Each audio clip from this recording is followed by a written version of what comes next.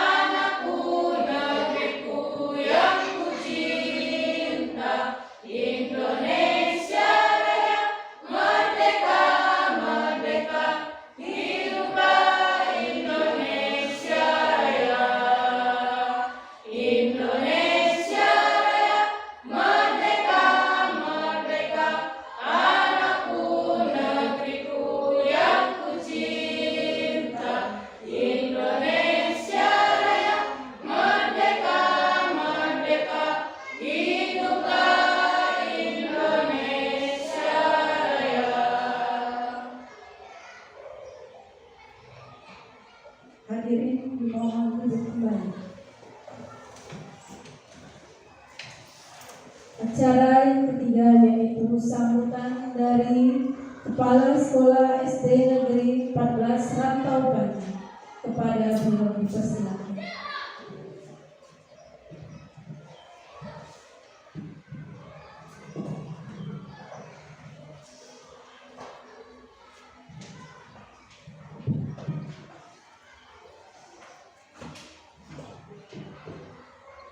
Bismillahirrahmanirrahim. Assalamualaikum warahmatullahi wabarakatuh.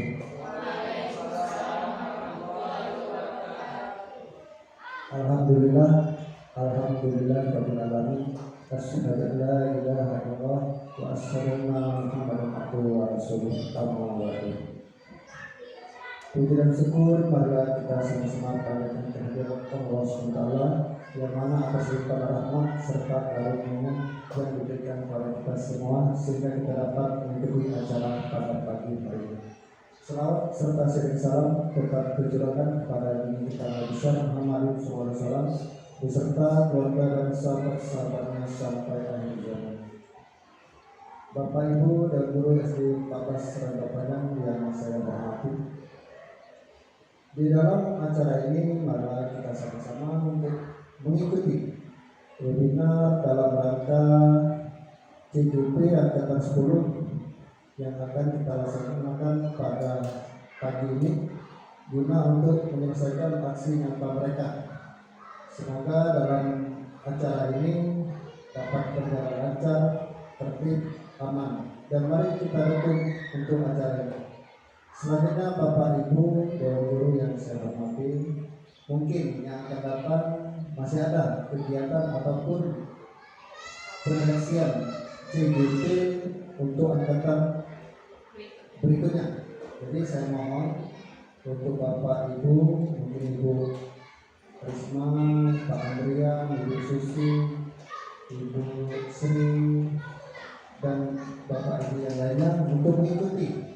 Jadi di dalam sekolah kita ini harus bisa ataupun menjadi guru yang profesional, ya. Termasuk saya juga belum mengikuti, jadi akan dapat saya ikut dulu. Ya. Semoga kita semua guru berhasil dalam melaksanakan webinar ini. Bapak Ibu sekalian, mungkin tidak panjang yang akan saya sampaikan mengingat waktu, mereka akan menyampaikan materi mereka panjang lebar, jadi kita ikuti acara ini bersama dengan baik. Kita ambil hikmahnya nanti apa-apa yang ibu-ibu yang akan disampaikan dalam webinar tersebut. Mungkin itu saja sambutan dari kami selaku para sekolah. Lebih dan kurang saya mohon maaf dan saya akhiri mengucapkan wassalamualaikum warahmatullahi wabarakatuh.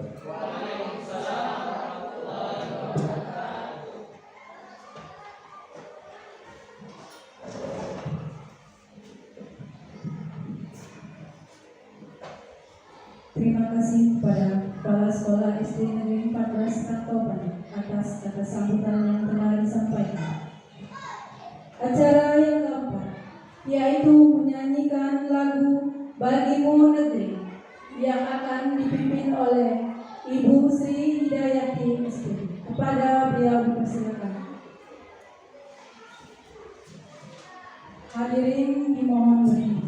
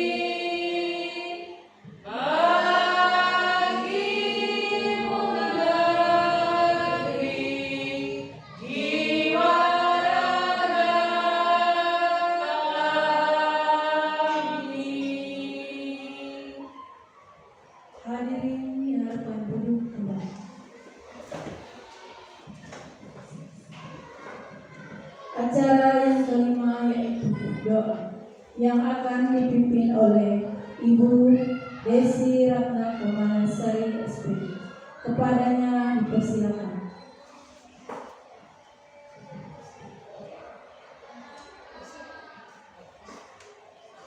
Untuk menutup acara kita pada siang hari ini adalah kita berdoa sesuai dengan kepercayaan kita masing-masing. Berdoa mulai. Berdoa selesai.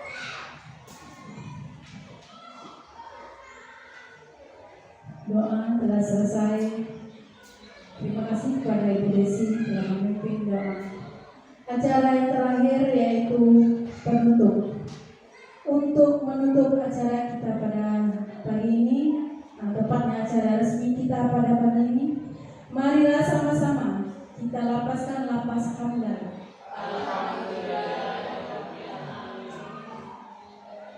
Dengan berakhirnya acara tadi, maka berakhir pula acara resminya. Sekarang kita memasuki penyampaian materi dari narasumber kita, calon guru penggerak angkatan 10 Kabupaten Ogan Ilir dan Provinsi Sumatera Selatan. Kita perkenalkan dulu, yang pertama ada Ibu Oktaviana SPD GR. Yang kedua yaitu Ibu Eli Martini SPD MPD. Untuk penyampaian materi yang pertama, yaitu kami persilakan kepada Ibu Oktaviana SPD. Kepada beliau waktu dan tempat silakan.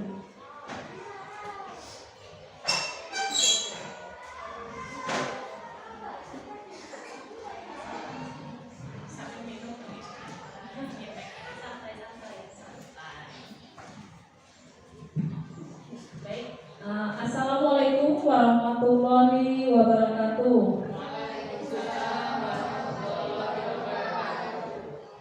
Ya boleh sambil nenek ya Bapak Ibu, sambil minum, tanya juga diminum, nggak apa-apa, kita santai saja hari ini ya. Yang penting materinya tersampaikan dan juga nantinya dapat diaplikasikan di kelas kita masing-masing.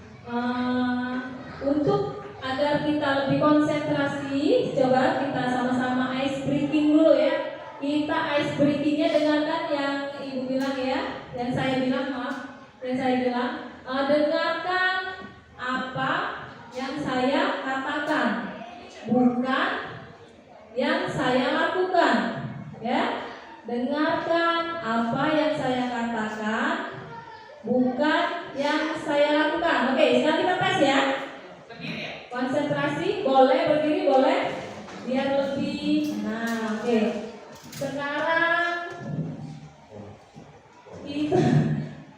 kita pegang hidung.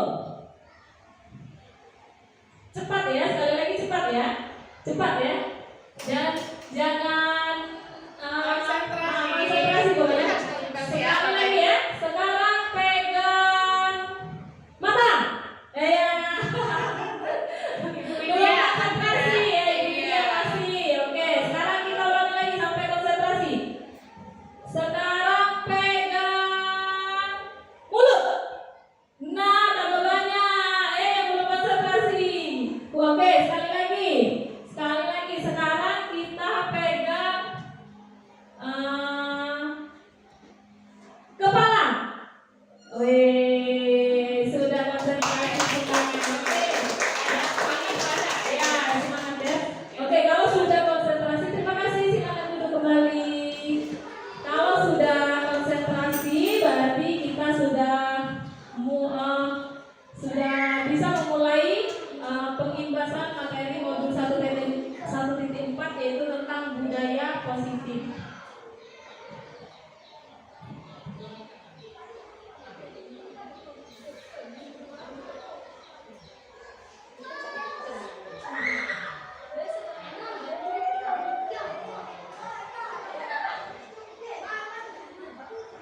Baik Bapak Ibu, di modul 1.4 ini yaitu materinya itu konsep inti budaya positif itu ada perubahan paradigma belajar ya, disiplin positif, kemudian nilai-nilai kebajikan, kebutuhan dasar manusia, motivasi perilaku manusia, kemudian posisi kontrol guru, keyakinan kelas, dan segitiga restitusi.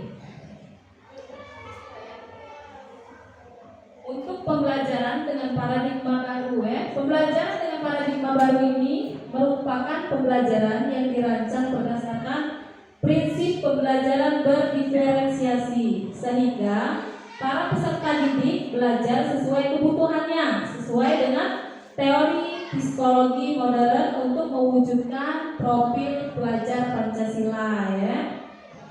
Profil pelajar Pancasila itu karakternya ada 6 ya. Yang pertama kreatif, berpikir kritis, mandiri, bergotong royong, kemudian berkebinekaan global, kemudian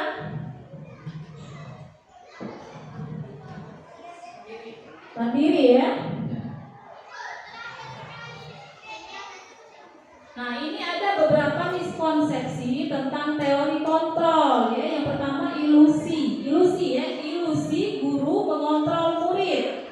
Kemudian ilusi bahwa semua penguatan positif, efektif dan bermanfaat. Kemudian ilusi bahwa kritik dan membuat rasa bersalah mampu menguatkan karakter. Kemudian lagi ada ilusi bahwa orang dewasa berhak memaksa. Nah, itu semua itu hanya ilusi ya, tidak benar ya Bapak Ibu ya. Jadi guru itu tidak bisa mengontrol murid ya. Yang bisa mengontrol diri kita itu yaitu diri kita sendiri, bukan orang lain ya. Jadi itu hanya ilusi ya.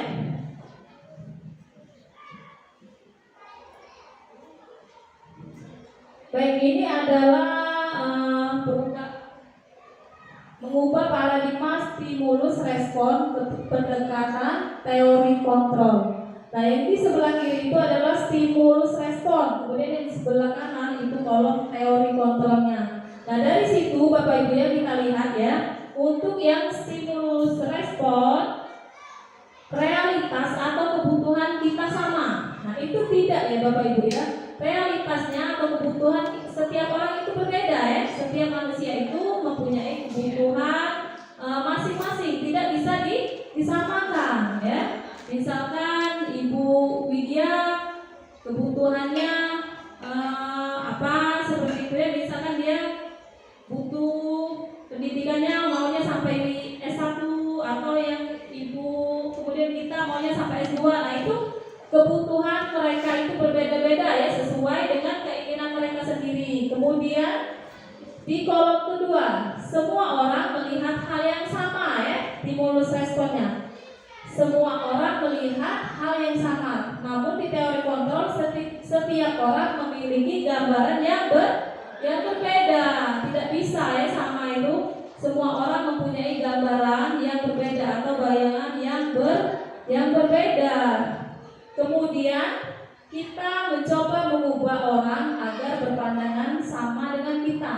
Nah, itu juga tidak bisa Bapak Ibu ya. Karena kita itu harus berusaha memahami pandangan orang lain tentang dunia. Jadi kita tidak bisa mengubah orang itu, memaksa orang itu agar memahami atau berpandangan sama dengan yang kita pandang gitu, atau yang sama dengan kita, tidak bisa ya. Kemudian stimulus respon di bagian keempat yaitu perilaku buruk dilihat sebagai suatu kesalahan. Nah, itu juga sebenarnya tidak bisa kita benarkan juga ya, karena semua perilaku itu memiliki tujuan. Ya, semuanya itu pasti ada tujuan apa yang kita lakukan itu. Termasuk kalau hal yang agak negatif pasti juga ada tujuannya apa ya, seperti itu. Kemudian orang lain bisa mengontrol saya. Teori kontrolnya tidak bisa ya, hanya kita sendiri yang bisa mengontrol diri kita sendiri, tidak bisa orang lain. Saya di stimulus respon, saya bisa mengontrol orang lain, itu juga tidak bisa. Sama yang seperti dijelaskan tadi ya. Anda tidak bisa mengontrol orang lain, kita hanya bisa mengontrol diri kita sendiri. Kemudian pemaksaan pada saat bujukan gagal. Teori kontrolnya yaitu kolaborasi dan konsensus menciptakan pilihan baru. Kemudian yang paling terakhir, model berpikir menang atau kalah. Tapi di teori kontrol berpikirnya menang-menang, tidak ada menang kalah ya, semuanya menang. Baik, kita lanjut. Disiplin positif. Disiplin positif ini merupakan salah satu penerapan disiplin yang bertujuan untuk menumbuhkan kesadaran serta memberdayakan peserta didik tanpa imbalan penghargaan, ancaman atau hukuman. Ya, pemberdayaan peserta didik untuk menumbuhkan kesadaran serta memberdayakan peserta didik untuk melakukan disiplin positif tanpa imbalan atau reward ataupun hukuman tadi ya. Jadi kita itu ibu, bapak ibu sekalian tidak boleh membiasakan anak itu memberi reward ya. Pokoknya kita harus menimbulkan kesadaran diri terhadap peserta didik kita tadi. Disiplin positifnya tadi memang dari dalam dirinya begitu ya, bukan karena ingin mendapatkan penghargaan atau takut akan hukuman ya. Jadi sebagai pendidik tujuan kita adalah menciptakan peserta didik yang memiliki disiplin diri sehingga mereka berperilaku mengacu pada nilai-nilai kebajikan universal dan memiliki motivasi intrinsik dalam perubahan perilaku ke arah yang lebih baik ya. Baik, kita lanjutkan lagi Bapak Ibu. Baik, ini berikut ini adalah nilai-nilai kebajikan universal profil pelajar Pancasila. Jadi salah satu nilai kebajikan universal adalah tercantum dalam profil pelajar Pancasila yang sudah sesuai dengan visi misi Kementerian Pendidikan Kebudayaan. Apa saja profil pelajar Pancasila itu ya? Yang enam karakter tadi. Yang pertama, beriman bertakwa kepada Tuhan Yang Maha Esa dan berakhlak mulia. Kemudian mandiri, bernalar kritis. Kemudian lagi berkebinekaan global, gotong royong dan kreatif. Nah, Bapak Ibu, bagaimana caranya kita harus menanamkan nilai-nilai kebajikan universal profil pelajar Pancasila ini? Memang tidak gampang ya Bapak Ibu ya. Kita perlu waktu, perlu konsisten ya. Terus kita itu harus membiasakan. Jadi anak-anak itu tidak bisa kalau kita langsung suruh harus seperti ini, tidak bisa. Tapi dibiasakan. Nah, kalau kita ingin membiasakan, paling tidak kita mulai dari diri kita dulu. Nanti anak-anak itu suka mencontoh ya. Suka mencontoh apa yang dilakukan gurunya ya. Kemudian selanjutnya ada kebutuhan dasar manusia ya. Kebutuhan dasar manusia ini adalah segala sesuatu yang kita lakukan untuk mendapatkan apa yang kita inginkan ya.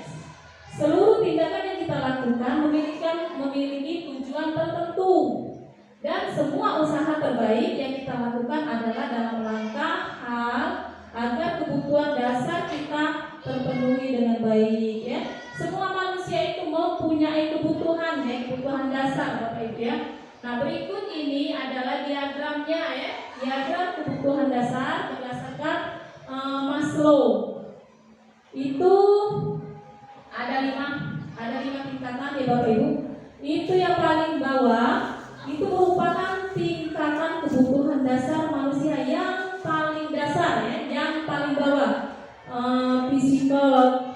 Physiological needs atau fisiologis ya, kebutuhan fisiologis. Kebutuhannya seperti apa saja itu yang paling dasar? Kebutuhan makan, kebutuhan minum, istirahat yang cukup ya.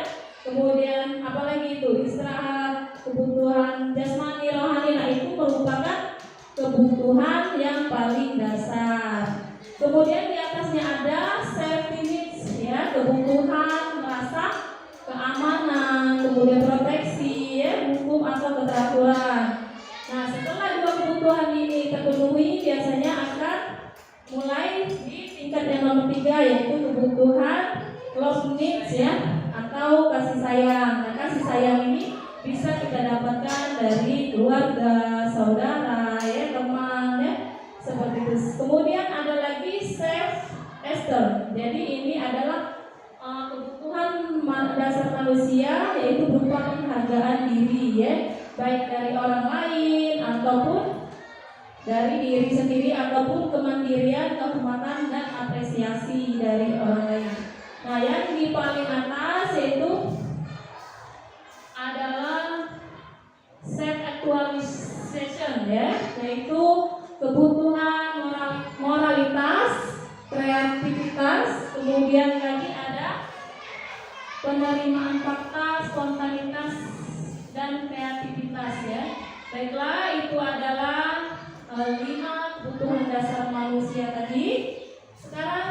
kita lanjutkan di 3 motivasi perilaku manusia. Jadi Bapak Ibu, semua yang dilakukan manusia itu juga mempunyai motivasi ya. Semua yang dilakukan juga memiliki motivasi. Nah, seperti halnya yang ada di layar depan ya, ada 3 motivasi manusia itu tadi ya untuk melakukan sesuatu itu. Yang pertama hanya untuk menghindari ketidaknyamanan atau hukuman. Yang kedua, untuk mendapatkan imbalan atau penghargaan dari orang lain.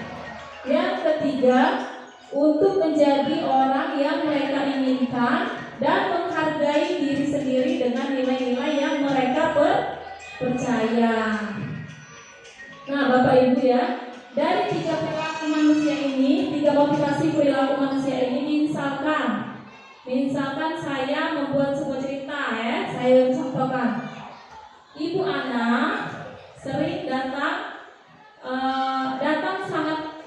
lebih awal, datang tepat waktu hanya karena ingin mendapatkan pujian dari kepala sekolah ya. Nah, seperti itu cerita yang tadi. Kira-kira itu motivasinya apa? Perilaku yang dilakukan Ibu Ana tadi. Apakah hanya untuk menghindari ketidaknyamanan atau hukuman, atau mendapatkan imbalan atau penghargaan dari orang lain, atau untuk menjadi orang yang mereka inginkan dan menghargai diri sendiri dengan nilai-nilai yang mereka percaya ya. Saya ulangi ceritanya tadi. Misalkan Ibu Ana datang tepat waktu hanya karena ingin dipuji atau diberi reward oleh kepala sekolah. Kira-kira itu perilakunya yang mana? Motivasinya?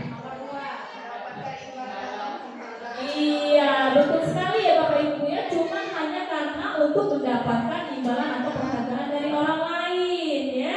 Nah, beda lagi ceritanya kalau misalkan Ibu Ana datang tepat waktu setiap harinya karena dia merasa bertanggung jawab dan karena ingin menghargai diri sendiri sebagai dirinya sendiri, karena sebagai tauladan bagi anak muridnya.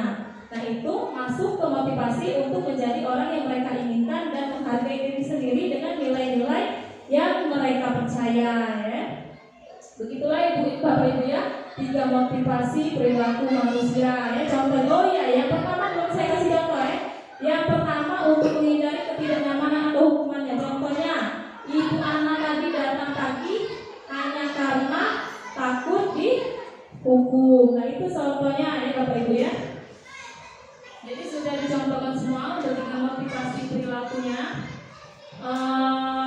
Mungkin itu saja dari saya materinya, dan materi selanjutnya akan disampaikan atau dipaparkan oleh rekan saya Ibu Eli Martini SPDM MPD. Baik, terima kasih. Saya akhiri. Wabillahi taufiq wal hidayah. Wassalamualaikum warahmatullahi wabarakatuh.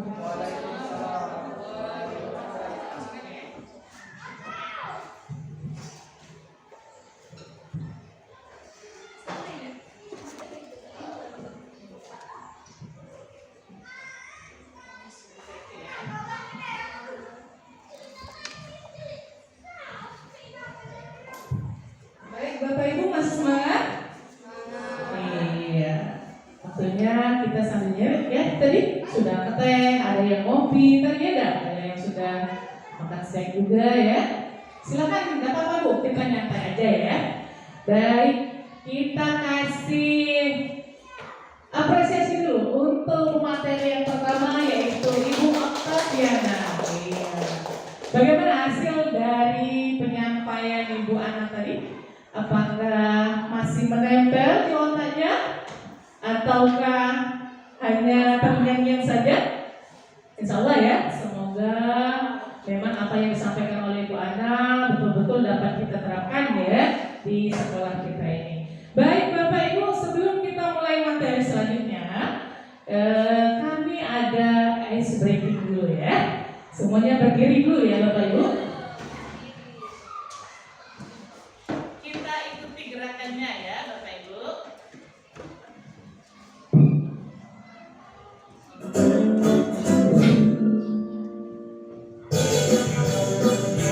Ya,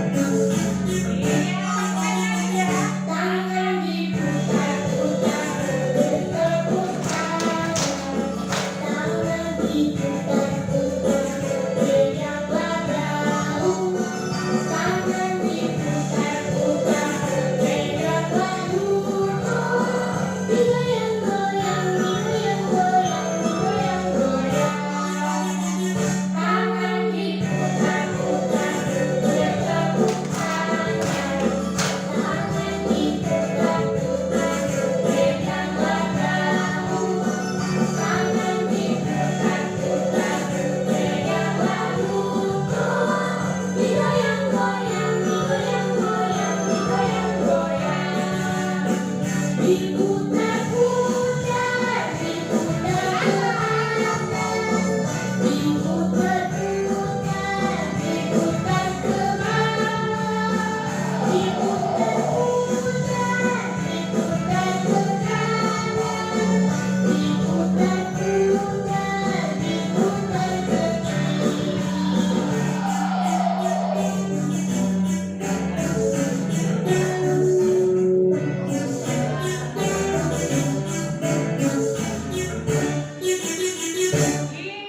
tepuk tangan dulu.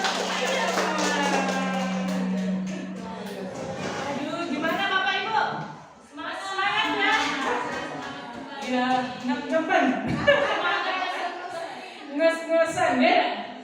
Iya, karena kita tadi belum lari ya, kita langsung gerak ya. Ini yang Pak Adrian ya. Iya, baik. Bapak Ibu, tadi kita sudah disampaikan materi oleh Bu Ana tentang motivasi perilaku manusia ya. Baik, di sini kita langsung lanjutkan ya pada kegiatan selanjutnya, yaitu tentang bahwa identitas gagal ya. Ada bahwa hukuman ini selama ini kita sudah salah Bapak Ibu ya. Kita sudah salah. Ya, mengapa kita sudah salah? Bahwa kita selalu menyalahkan siswa. Ya, anak datang terlambat kita salahkan. Anak membuang sampah kita salahkan. Ya, anak mengganggu temannya kita salahkan. Ya. Nah, Bapak Ibu, pada tabel berikut ini ya, di sini bahwa hukuman itu termasuk pada identitas yang gagal. Ya, Bapak Ibu, mana bahwa hukuman itu, nah di sini ada dua, ya, dibedakan ada dua, ada identitas gagal, ada identitas sukses. Ya, identitas gagal itu bahwa murid atau anak itu belajar menyembunyikan kesalahannya. Ya, belajar menyembunyikan kesalahannya. Jadi siswa selama ini kalau mereka itu bersalah, dia tidak pernah mengakui kesalahannya. Benar tidak Bapak Ibu? Iya. Kenapa ya? Tadi misal satu, ada contoh ya. Tadi di anak kelas 1 misalnya telah mengganggu temannya sehingga temannya tadi nangis. Ketika kita tanya, siapa yang mengganggunya? Kenapa dia menangis? Pasti yang mengganggunya tadi tidak mau merasa bersalah ya tak? Pasti tidak Bu, saya tidak mengganggunya Bu. Pasti seperti itu kan? Benar tak Bapak Ibu? Iya, jadi itu yang selama ini merupakan kesalahan ya, bahwa hukuman itu merupakan salah satu identitas gagal. Kemudian yang kedua yaitu konsekuensinya apa? Yang dianggap sebagai identitas sukses ya. Konsekuensinya bahwa murid atau anak belajar tadi taat pada peraturan. Ya, taat pada peraturan. Misal apa ini? Ada yang bisa memberikan contoh? Pakaian, ya, ketika hari Senin. Ya, ketika hari Senin ada beberapa siswa yang belum berpakaian lengkap, ya, tidak pakai topi, tidak pakai dasi, ya, nah, ya. Jadi itu terkadang mengapa mereka itu tidak berpakaian lengkap? Jadi mereka itu sudah melanggar peraturan yang ada di sekolah. Kemudian selanjutnya yaitu restitusinya apa? Ya, jadi murid tadi belajar memecahkan masalah, ya, belajar untuk memecahkan masalah. Bagaimana? Oh, apakah masalah itu harus dipecahkan seperti ini? Oh, tidak, ya, tidak. Ada langkah-langkahnya, nanti ada nanti ya. Baik, jadi kita tanyakan, mengapa anak tadi tidak berpakaian seragam? Apa alasannya? Ya, kita stabilkan dulu, ya. Nanti ada di bawah, ya, di segitiga diskusi. Ya. Baik, selanjutnya pada identitas yang gagal, kita anggap gagal, ya. mencoba mengontrol anak dengan perbuatan negatif, membayar impas kesalahan. Nah, ini contohnya seperti apa lagi ya? Dan? Jadi, misal anak tadi telah berkelahi, ya, sehingga mereka tadi menampar temannya sampai mukanya merah. Ya. Jadi kita balas juga. Selama ini kita mendidiknya seperti itu tidak Bapak Ibu? Nah, tadi kau ditamparnya nak, sekarang kau tampar dulu dia. Nah, benar nggak Bapak Ibu? Selama ini tadi itu gagal Bu, salah ya, salah kita dalam pendidikan itu. Nah, bagaimana cara konsekuensinya? Yaitu kita mencoba mengontrol anak dengan penguatan positif ya. Kita panggil anak tadi ya. Iya, jangan langsung kita, malas lagi nak, gepuk pula dia. Itu ya. Jadi itu salah. Kemudian bagaimana restitusinya? Anak tadi bawa dirinya sendiri yang pegang kendali kontrol. Nah, kembali lagi pada materi yang disampaikan ibu anak. Jadi yang bisa mengontrol diri itu bukan orang lain, tetapi diri kita sendiri, Bapak Ibu. Ibu kita misalnya dikontrol oleh Pak Fahrul, salah. Ya, jadi yang bisa kontrol itu adalah pada diri kita sendiri. Ya. Baik, kita lanjutkan Bapak Ibu. Nah, ini ada 5 posisi kontrol ya. 5 posisi kontrol. Jadi dalam 5 posisi kontrol ini, yang pertama itu adalah sebagai penghukum. Ya, yang kita anggap gagal ya, penghukum itu. Ya, dikit-dikit siswanya dihukum, dikit-dikit siswanya dihukum. Kemudian yang kedua, pembuat rasa bersalah. Ya, pembuat rasa bersalah. Jadi siswa tadi dipojokkan, ya. Ya, memang kau yang salah. Kemudian yang ketiga, yaitu kita anggap sebagai teman. Ya, jadi posisi yang ketiga ini kita anggap sebagai teman. Ya, anak yang bersalah tadi, yang melakukan kegiatan salah, kita anggap sebagai teman. Kita pecahkan masalahnya apa, ya? Ada contoh ya kemarin, Mbak ya? Ya, kemarin ada salah satu siswa yang tidak mau hadir ke sekolah, ya? Ya, teman ibu ya. Jadi sampai dengan guru yang lain dia tidak mau, ya. Jadi ada salah satu guru yang mendekatinya yang dianggap secara berteman tadi, Bapak Ibu, ya. Sampailah singkat ceritanya, ibu tadi dipindahkan ke sekolah lain ya, karena dia diangkat ya menjadi guru, menjadi guru kepala sekolah. Jadi anak tadi yang bersalah tadi, yang sudah dianggap dia sudah berteman ya, dia selalu menghubungi. Kami juga merasa terharu waktu itu ya.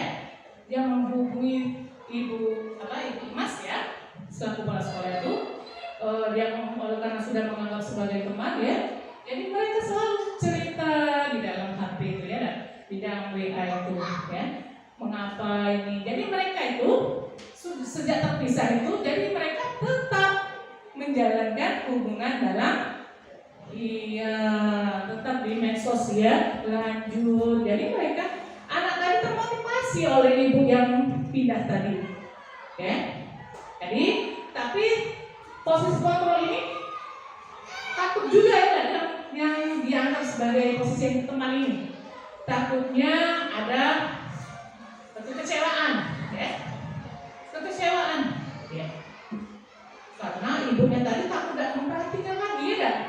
Sedangkan di sekolahnya tidak ada guru yang dekat, ya. Itu posisi kontrol yang bagian 3 ini. Teman, ada juga yang bagian buruknya. Ya. Kemudian yang keempat yaitu pemantau, ya. Posisi pemantau. Kemudian posisi yang kelima yaitu sebagai manajer. Nah, kita sebagai guru ya, Bapak Ibu, kita yang paling bagus itu adalah posisi manajer. Kita memanage ya, kita mengatur kegiatan itu. kita mengatur apa masalahnya, ya dan jangan langsung kita seperti yang hukuman tadi, ya dan langsung dihukum. Jadi kita memang betul-betul ada langkah-langkahnya, ya, yang sesuai dengan prosedurnya itu. Baik, Bapak Ibu, nah ini ada contoh 5 penerapan posisi kontrol. Ya, salah untuk takut salah sebut nanti, ya dan keseleo, ya. Jadi contoh 5 penerapan posisi kontrol yaitu sebagai penghukum. Yang kedua, hormat bendera selama 1 jam. Ini contohnya, ya. Contohnya sebagai penghukum. Jadi kalau seandainya mereka atau siswa yang melakukan pelanggaran, ya, atau aturan yang ada di sekolah, jadi mereka itu kadang-kadang dihukum selama 1 jam di dekat tiang bendera dengan hormat, kadang-kadang seperti itu Pak Adrian, ya. Berarti itu tadi sudah sepakat, ya, bahwa penghukuman itu merupakan suatu yang gagal, ya. Kemudian yang kedua, pembuat merasa bersalah. Apa contohnya? Misalnya, berapa kali Bapak atau Ibu harus memberikan kamu sesuatu saja mengecewakan, ya, seperti itu, ya. Kemudian contoh posisi yang ketiga tadi sudah dijelaskan, ya. Ya, sebagai teman tadi yang Ibu ceritakan tadi, ya, sudah panjang lebar bahwa ayo dong ikuti aturan sekolah, tolong bantu Bapak Ibu sekali ini, jangan berbuat seperti ini lagi, ya. Nah, seperti itu contoh posisi kontrol yang sebagai teman. Kemudian sebagai pengatur apa contohnya? Yaitu, nah, kamu sudah melanggar peraturan sekolah, kamu tahu bahwa konsekuensinya setelah upacara kamu beli atributnya. Nah, itu sebagai pemantau, ya. Kemudian sebagai manajer, ya. Sebagai manajer ini contohnya apa? Apakah kamu tahu kesalahanmu? Kira-kira bagaimana kamu memperbaiki kesalahanmu? Nah, ini yang kita harapkan, nah, ya, Bapak Ibu, ya. Ini yang kita harapkan, bahwa posisi kontrol tadi ada 5. Yang pertama tadi apa, Bapak Ibu? Penghukum. Yang kedua, pembuat merasa bersalah. Yang ketiga, sebagai teman. Yang keempat, pemantau. Dan yang kelima, manajer, ya. Jadi ini yang kita harapkan, yang kelima ini seharusnya, Bapak Ibu, ya. Ya, semoga nanti di sekolah kita betul-betul semuanya sebagai posisi manajer ini, ya, Bapak Ibu. Baik, kita lanjutkan materi selanjutnya, yaitu keyakinan kelas, ya. Keyakinan kelas. Sekarang saya tanya dulu Bapak Ibu, apakah di kelas kita sudah melakukan? Belum, ya? Belum membuat, ya, keyakinan kelas, ya, karena baru tahu materinya, ya. Iya. Jadi keyakinan kelas ini, Bapak Ibu, pertama itu ada disiplin, ya. Nah, disiplin, religius, peduli lingkungan, ya. Kemudian religius, disiplin. Kemudian ada juga kesepakatan kelasnya. Nah, dari keyakinan sekolah tadi, misalnya kita membuat keyakinan kelas disiplin, yaitu datang tepat waktu. Nah, ini keyakinan kelas ini dibuat oleh guru dan siswa yang ada di kelas. Kita membuat aturan tentang disiplin, misalnya. Jadi kita datang tepat waktu di sekolah. Nah, itu sudah kesepakatan kita, sudah dibuat di dalam kelas kita, ya. Ya. Kemudian misalnya contoh disiplin yang kedua kita terapkan di kelas, misalnya mengerjakan tugas tepat waktu. Nah, kadang-kadang siswa itu molor, ya, Bapak Ibu, benar nggak? Kalau diberi tugas hari ini harus selesai, malah banyak siswa yang belum selesai. Sampai ditunggu oleh Bapak Ibu guru sampai jam pulang, ya, masih ada yang belum selesai. Nah, jadi kita perlu Bapak Ibu membuat keyakinan kelas, ya. Jadi mari setelah kita mendapatkan materi ini semuanya, ya, bukan saya saja tapi semua kita yang ada di sekolah sekolah ini kita membuat kesepakatan kelas atau keyakinan kelas ini ya. Kemudian kita lanjutkan yang religius, misalnya keyakinan sekolah tentang religius, yaitu mengucapkan salam ketika masuk atau keluar kelas. Nah, itu kan sudah dibuat misalnya tadi, sudah kita sepakati di kelas. Itu betul-betul harus diterapkan. Tadi kalau masuk kelas, misalnya gedor pintunya, assalamualaikum, ya. Kemudian kita buat lagi apa misalnya, ketika pulang sekolah kita bersalaman, Kemudian apa lagi misalnya, berdoa sebelum dan sesudah belajar. Nah, jadi Bapak Ibu, kalau sudah kita buat aturan atau keyakinan kelas ini, jadi kita pasang Bapak Ibu, kita pasang di kelas kita ya.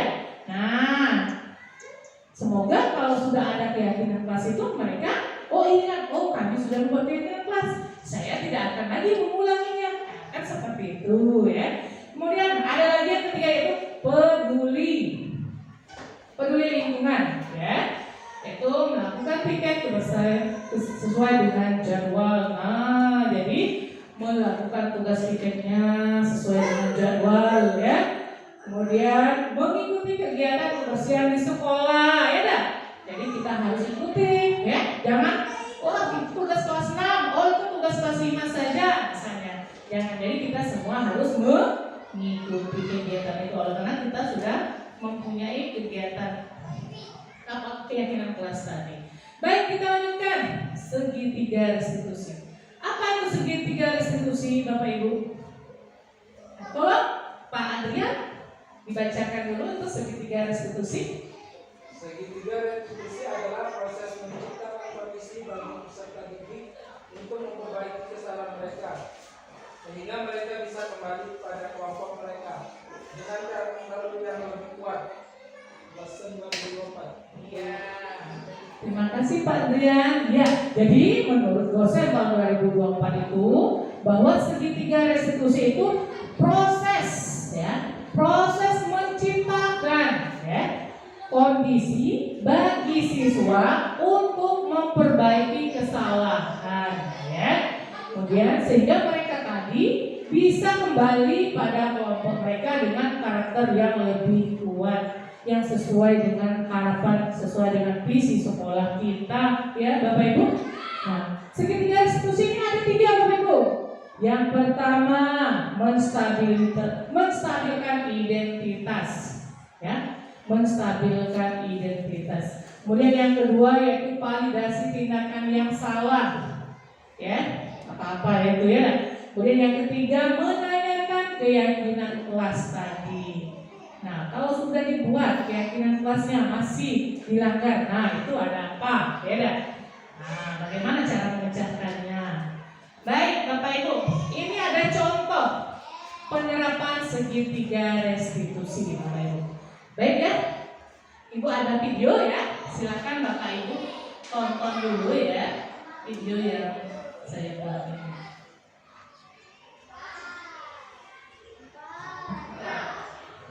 Nah, ini dalam kegiatan menstabilkan identitas.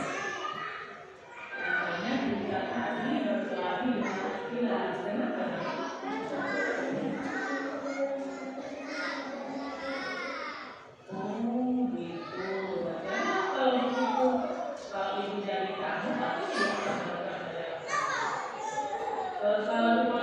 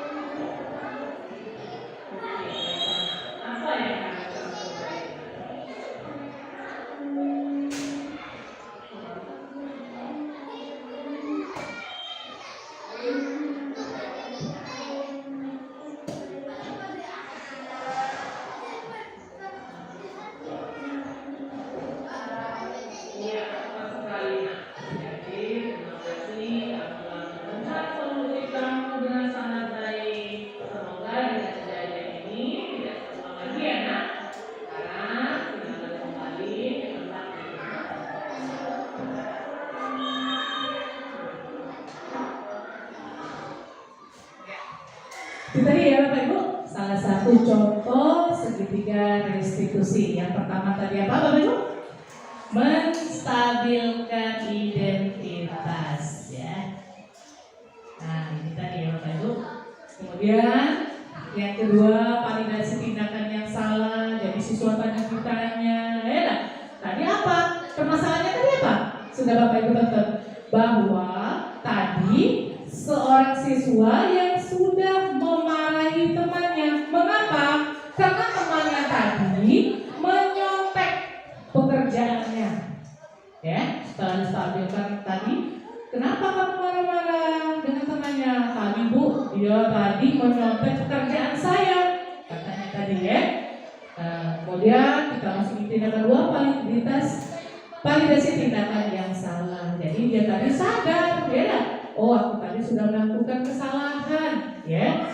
Menghargai itu sesama teman itu penting. Nah, dia tadi beralasan Bu, aku susah payah, sudah capek belajar, dia enak-enakan nyontek. Nah, katanya tadi ya. Kemudian di yang ketiga yaitu menanyakan keyakinan kelas. Nah, jadi dengan menanyakan keyakinan kelas tadi, jadi dia tadi bisa memecahkan solusinya sendiri, ya. Nah, ya, dia tadi bisa menyelesaikan solusinya sendiri dengan menanyakan pada keyakinan kelas. Apakah dengan dia tadi dia tadi tidak akan mengulangi lagi Bu, katanya, ya, seperti itu Bapak Ibu. Baik, kita lanjutkan. Nah, ini acara yang ditunggu-tunggu. Yang terakhir yaitu penutup. Dalam penerapan program disiplin positif ini, hendaknya Bapak Ibu guru memiliki standar kepribadian profesional dan sosial yang baik, di mana guru itu mampu merefleksikan dirinya dalam posisi kontrol saat ini. Bagaimana perjalanan dirinya sebagai alum atau manajer yang menuntut murid-murid yang menjadi insan yang mandiri, merdeka, bertanggung jawab. Ya, ini sesuai dengan standar nasional pendidikan. Baik, terima kasih Bapak Ibu guru. Demikian materi yang kedua ini dari saya. Saya akhiri dengan wassalamualaikum warahmatullahi wabarakatuh. Ya, tanya jawab boleh Bapak Ibu. Baik, terima kasih kami ucapkan kepada Ibu Oktaviana dan Ibu Elina atas materi yang telah disampaikan.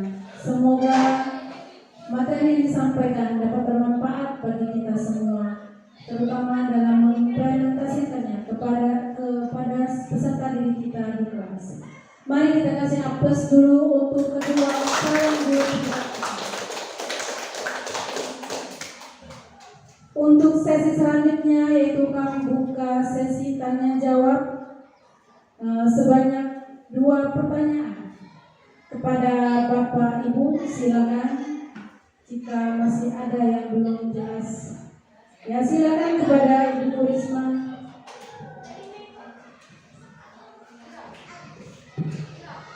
Assalamualaikum warahmatullahi wabarakatuh. Baiklah, di sini saya ingin memperkenalkan diri dulu. Nama saya Ibu Risma. Saya ingin bertanya kepada Ibu Eli.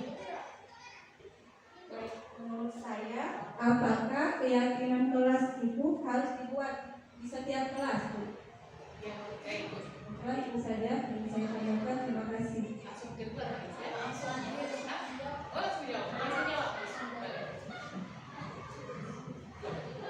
Baik, terima kasih Bu Risma, pertanyaan yang bagus ya. Apakah keyakinan kelas itu harus dibuat setiap kelas? Seperti yang sudah saya sampaikan tadi, kita kembali lagi pada pengertian keyakinan kelas. Apa itu pengertian keyakinan kelas? Bahwa keyakinan kelas itu merupakan suatu prinsip, ya, atau nilai-nilai yang kita sepakati secara bersama oleh seluruh siswa dan oleh anggota kelas yang termasuk juga itu guru. Nah, jadi kita buat Bapak Ibu kesepakatan kelas itu. Jadi boleh dikatakan wajib ya, harus kita buat. Jadi mari Bapak Ibu, setelah kita mendapatkan materi hari ini, mari kita buat keyakinan kelas di kelas kita masing-masing. Demikian Ibu Risma. Ya, Cukup? Iya. Kita kembalikan kepada Ibu Becky. Baik, terima kasih kepada Ibu Risma atas pertanyaannya dan terima kasih juga kepada Ibu Eli atas jawabannya. Tadi pertanyaannya yaitu, apakah keyakinan kelas itu wajib dibuat setiap kelas?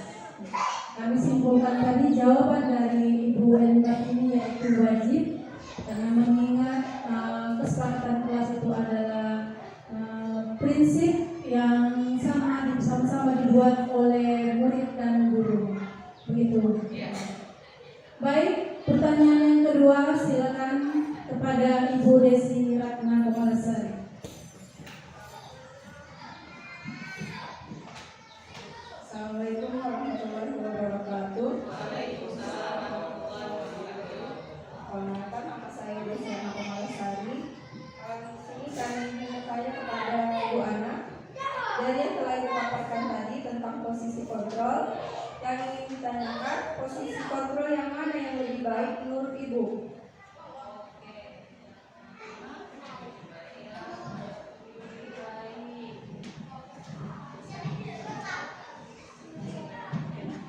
Baik, terima kasih Bu Desi atas pertanyaannya. Baik sekali pertanyaannya. Oke, tadi sudah dijelaskan oleh Ibu Eli ya, posisi kontrol yang mana yang lebih baik ya, atau yang paling baik diterapkan di kelas ya kepada peserta didik kita. Tadi sudah dijelaskan Ibu Eli ya, 5 posisi kontrol. Pertama ada pembuku, pembuat rasa bersalah, kemudian teman, pemantau, dan manajer. Nah, posisi yang paling baik itu yaitu manajer ya, posisi di mana guru berbuat sesuatu bersama dengan murid, mempersilahkan murid mempertanggungjawabkan perilakunya, kemudian mendukung murid agar menemukan solusi atas permasalahannya sendiri ya. Kalau guru sudah menerapkan manajer tadi, otomatis yang sebagai teman dan pemantau itu sudah dikuasai juga dan tidak menutup kemungkinan untuk kembali ke posisi itu ya kalau diperlukan. Tapi memang yang paling baik itu posisi manajer. Mungkin itu saja. Ibu Desi bagaimana? Cukup? Oke, terima kasih. Kembali.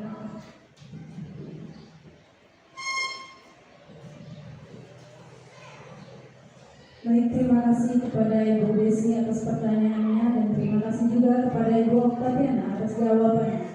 Kami simpulkan bahwa pertanyaan tadi adalah dari 5 posisi kontrol guru, yang manakah yang terbaik menurut calon guru? Jawaban dari Ibu Oktaviana yaitu posisi manajer. Mengingat posisi manajer adalah posisi di mana guru mengajarkan murid untuk bertanggung jawab dan menemukan solusinya sendiri atas kesalahan yang telah ia perbuat. Begitu Ibu Oktaviana. Dengan berakhirnya sesi tanya jawab ini, maka berakhir pula acara hari ini. Saya ucapkan terima kasih kepada calon guru penggerak angkatan 10 Kabupaten Ogan Ilir, Provinsi Sumatera Selatan, yang telah berbagi praktik baik kepada kami semua, dan agar apa-apa yang disampaikan hari ini dapat kami terima dengan baik dan dapat kami terapkan di kelas kami masing-masing. Mari Bapak Ibu guru hebat, kita kasih aplaus untuk kita semua.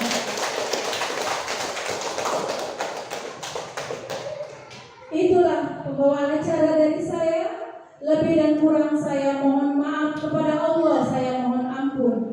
Saya akhiri dengan billahi taufiq wal hidayah. Wassalamualaikum warahmatullahi wabarakatuh.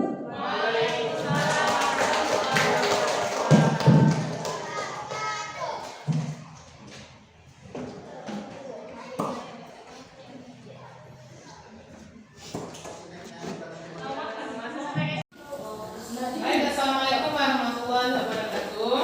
Waalaikumsalam warahmatullahi wabarakatuh. Apa kabarnya anak-anak? Baik.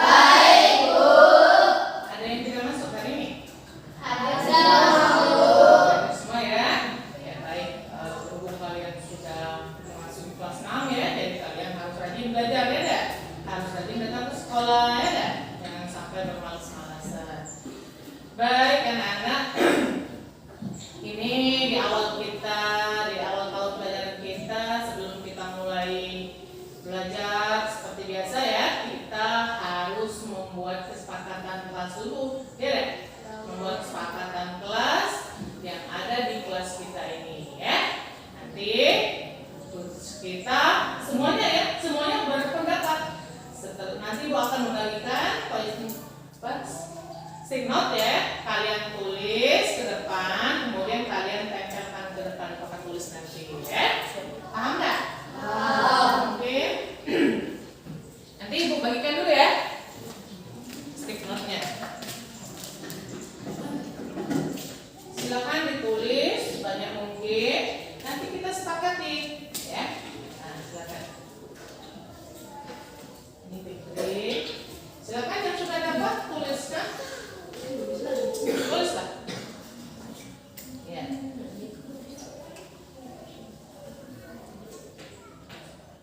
Kesepakatan kelas, kelasnya kita tuh maunya seperti apa? Ya dah. Kelas kita agar kita belajarnya lebih nyaman, ya dah. Kelasnya mau dibentuk seperti apa? Ada yang belum dapat? Sudah dapat semua ya? Ya, siapa lagi yang belum dapat? Ya, silakan. Nanti kita sepakati kalau sudah dibuat, kita sepakati. Nah, silakan. Usulkan dulu kira-kira apa yang akan kita buat kesepakatan. Silakan. Yang sudah silakan dikumpulkan. Kita tempelkan ke depan ya. Biar yang lain juga terbaca. Yang sudah silakan. Silakan tempel di papan tulis. Nah, situ nak ya. Yuk. Yang lain kalau sudah boleh.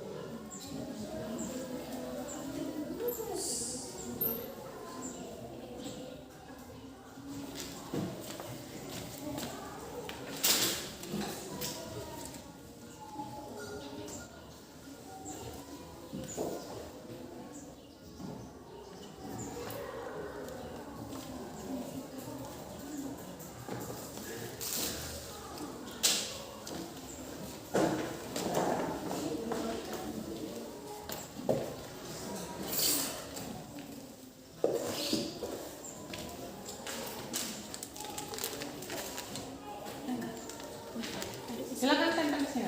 Nah. Yuk. Yuk, hati-hati. Yuk, urutan.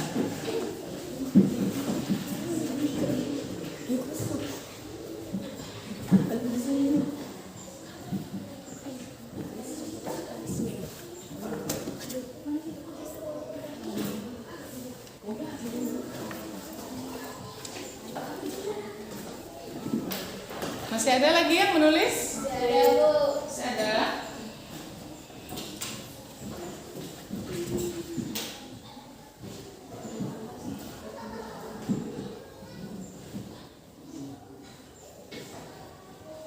Ayo silakan yang sudah. Nah, kalau kita sudah ada kesepakatan kelas, enak ya belajarnya. Jadi kita harus sesuai dengan yang kita sepakati, ya dah. Masih ada lagi? Masih ya. Coba satu orang Kak, tolong bantu ibu ke depan. Kita kelompokkan mana yang sama, mana yang ini, ya dah. Kita kelompokkan, kita jadikan satu nanti ke depan. Yang mana kita sepakati. Coba siapa yang mau bantu ibu? Yang bersedia? Ke depan, Widya, boleh sini. Yuk tempelkan sini nak. Masih ada lagi yang belum? Silakan dipasang.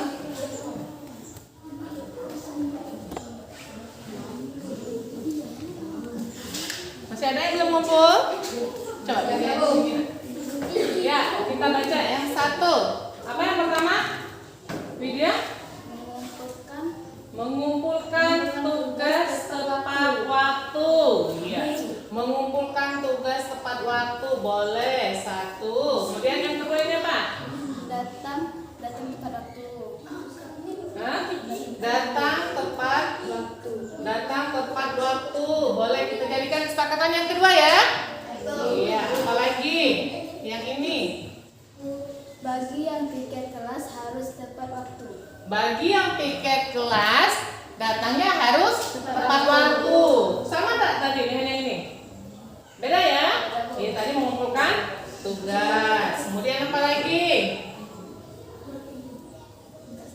Hah? Apa ini? Harus